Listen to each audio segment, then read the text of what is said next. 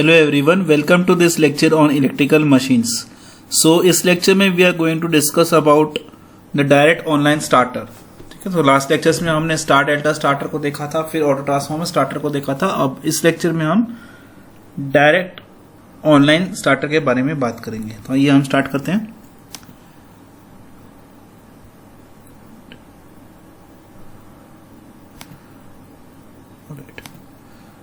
सबसे पहले तो हम इसके सर्किट को समझने की कोशिश करेंगे कि इसमें क्या क्या चीजें अवेलेबल हैं और किस तरीके से ये काम करता है. ठीक है, तो देखो जैसे यहाँ पे आप देख सकते हो कि हमारे पास में फ्यूजेस अवेलेबल हैं.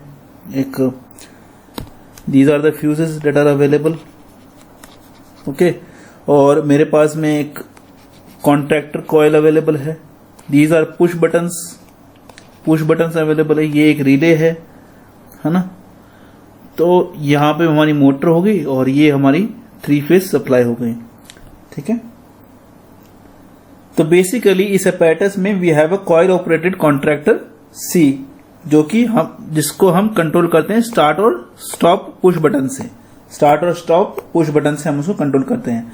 तो जैसे ही हम स्टार्ट बटन दबाते हैं, ठीक है, on pressing the start push button, ठीक है, क्या होता है, ये जो कॉन्ट्रैक्टर सी है, ये जो होगा ये चार्ज होना शुरू हो जाएगा, यानी एनर्जाइज होना शुरू हो जाएगा. ठीक है, कॉइल सी इज एनर्जाइज्ड, ठीक है, from the 2 line conductors L1 and L2.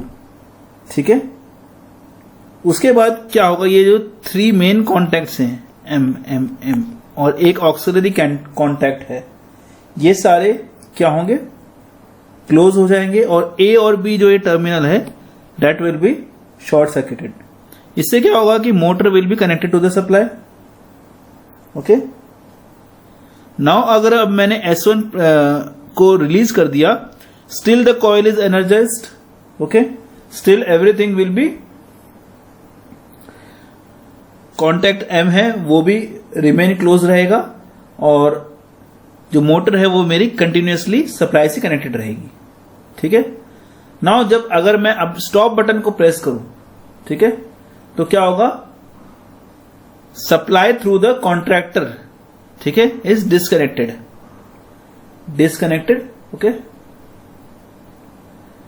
अब कॉइल सी क्या हो गया, यहां पे डी एनर्जाइज हो गया और जो मेन कॉन्टैक्ट और ऑक्सिलरी कॉन्टैक्ट है ये ओपन होना शुरू हो जाएंगे. मेन कॉन्टैक्ट और ऑक्सिलरी कॉन्टैक्ट ओपन होना शुरू हो जाएंगे और थोड़ी देर में क्या होगा, मोटर मेरी रुक जाएगी. ठीक है, अब बेसिकली अगर किसी एक गिवन वोल्टेज से कम में जा रही है, ठीक है, अगर अंडर वोल्टेज कंडीशन पे जा रही है, तो कॉइल सी बेसिकली क्या होगा, यहां पे डी एनर्जाइज हो जाएगा और अपने आप जो मेरा है ये सप्लाई से डिस्कनेक्ट हो जाएगा. मोटर जो है वो मेरी सप्लाई से डिस्कनेक्ट हो जाएगी और ओवरलोड प्रोटेक्शन के लिए ये रिले जो है ये एक्टिवेट हो जाएगा. ठीक है, OLC कॉइल हम इसको कहते हैं, ओवरलोड कॉइल कहते हैं, कि जैसे ओवरलोड हुआ ये एक्टिवेट हो जाएगा, जिससे कि ये जो डी वाला पार्ट है डेट विल कम आउट और जिसकी वजह से ये सर्किट ब्रेक हो जाएगा और मेरी मोटर जो है सप्लाई से डिस्कनेक्ट हो जाएगी. ठीक है, और फ्यूजेस मेरे इसलिए यहां पे हैं ताकि वो हमें शॉर्ट सर्किट की प्रोटेक्शन प्रोवाइड कर सके. ठीक है, बेसिकली ये बहुत ही सिंपल और चीप मेथड है. ठीक है, जो कि स्मॉल मोटर्स जिनकी रेटिंग 5 किलोवाट तक की होती है उनके लिए यूज होता है. ठीक है, आइए यही सब चीजें हम पॉइंट्स में लिखते हैं. देखो, in the direct online method of starting cage motors, the motor is connected by the means of starter across the full supply voltage. ये जो फिगर है that is showing me the direct online starter और DOL starter. It consist of coil operated contractor, जैसे कि मैंने आप लोग कहा था कि कॉइल ऑपरेटेड कॉन्ट्रैक्टर सी होता है, and is controlled by start and the stop push buttons. ठीक है, तो जैसे ही मैं स्टार्ट पुश बटन को प्रेस करता हूं, तो on pressing the start push button S1 which is normally held open by a spring, जो कॉन्ट्रैक्टर कॉइल सी होता है वो एनर्जाइज हो जाता है. The contractor coil C is energise from the 2 line conductors L1 as well as L2. Okay, now the 3 main contacts M and the auxiliary contact A ये close हो जाते हैं और जो A और B मेरी टर्मिनल है वो शॉर्ट सर्किट हो जाती है. ठीक है, नाउ मोटर इससे क्या होगा, सप्लाई से कनेक्ट हो जाएगी. Motor will be connected to the supply now if the pressure is release it moves back under the spring action, ठीक है, थोड़ा पीछे चला जाएगा because of the spring action, but still coil C will remain energise through A B, ठीक है, A B line से coil C फिर भी एनर्जाइज रहेगा। तो जो हमारा मेन कॉन्टैक्ट एम है that will remain closed and the motor continues to get the supply.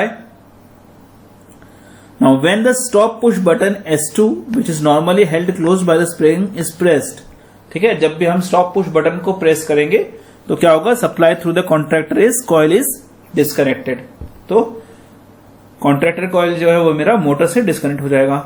Now since the coil C is de-energized, क्योंकि coil C मेरा de-energized हुआ है, the main contacts M and the auxiliary contact A are open, दोनों contact जो होंगे वो open हो जाएंगे and the supply to motor is disconnected and the motor stops basically.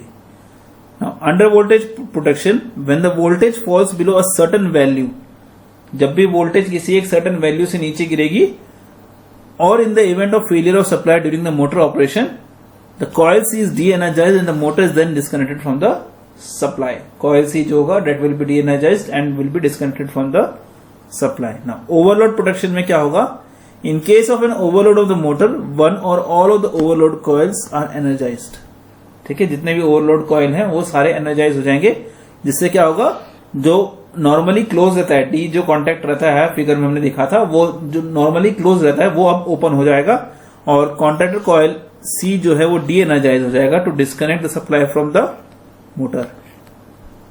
Okay, तो fuses are basically provided in the circuit for short circuit protection. और direct online starting usually simple होता है, cheap होता है, और small Motors जो कि 5 kilowatt rating होती है जिनकी, उनके लिए डीओएल स्टार्टर का हम लोग यूज करते हैं। ठीक है, अब इसके हम थोड़ा सा थियरी देख लेते हैं। थियरी ऑफ डायरेक्ट स्विचिंग और DOL starting of a cage induction motor.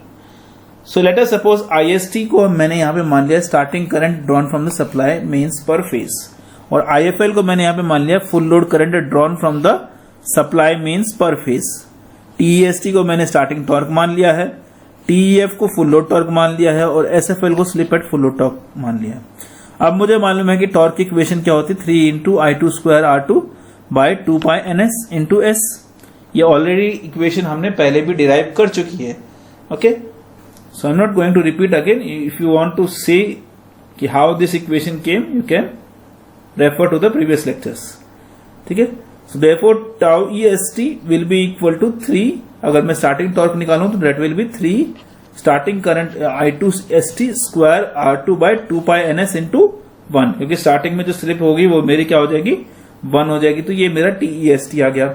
उसी तरीके से अगर मैं S is equal to SFL और I2 is equal to I2 SFL ले लू और tau is equal to tau EFL हो, तो मुझे फुल लोड टॉर्क मिल जाएगा। So tau EFL is nothing but 3 I2 FL square into R2 by 2 pi NS into SFL। अब इन दोनों को कंपेयर करने के लिए what I will do, I will divide these two and what I will get is TST by TFL is equal to 3 I2 ST square R2 by 2 pi NS into 1 into 2 pi NS into SFL by 3 into I2 FL square into R2. Okay, so therefore what you will get is TEST by TEFL is equal to I2 ST by I2 FL whole square into SFL. ठीक है, अब मुझे मालूम है कि IST into effective stator turns is equal to I2ST into effective rotor turns। ठीक है, N1I1 is equal to N2I2 हम लोग बोलते हैं ना, वैसे ही। तो IST into effective stator turns is equal to I2ST into effective rotor turns। ठीक है, उसी तरीके से फुल लोड के लिए भी हो सकता है। फुल लोड करंट के लिए, ये तो स्टार्टिंग करंट के लिए, फुल लोड करंट के लिए भी सेम इक्वेशन हम लोग लिख सकते हैं। अब इक्वेशन 4 और 5 को जब हम डिवाइड करेंगे तो what I will get is, जो स्टेटर टर्न्स और रोटर टर्न्स है वो कैंसिल हो जाएंगे आपस में। तो मैं कह सकता हूं IST by IFL is equal to I2ST by I2FL। ठीक है, अब इसी को मैं यहां पे सब्स्टिट्यूट कर सकता हूं, इक्वेशन नंबर 3 में सब्स्टिट्यूट कर सकता हूं। तो इक्वेशन नंबर 3 में सब्स्टिट्यूट करने के बाद में what I will get is tau EST by tau FL is equal to IST by IFL whole square into SFL। ठीक है, तो ये था हमारा डायरेक्ट ऑनलाइन स्टार्टिंग। अगले लेक्चर्स में हम इनके ऊपर जो भी स्टार्टिंग मेथड्स हैं उनके ऊपर न्यूमेरिकल्स को देखने वाले हैं। तक के लिए थैंक यू वेरी मच।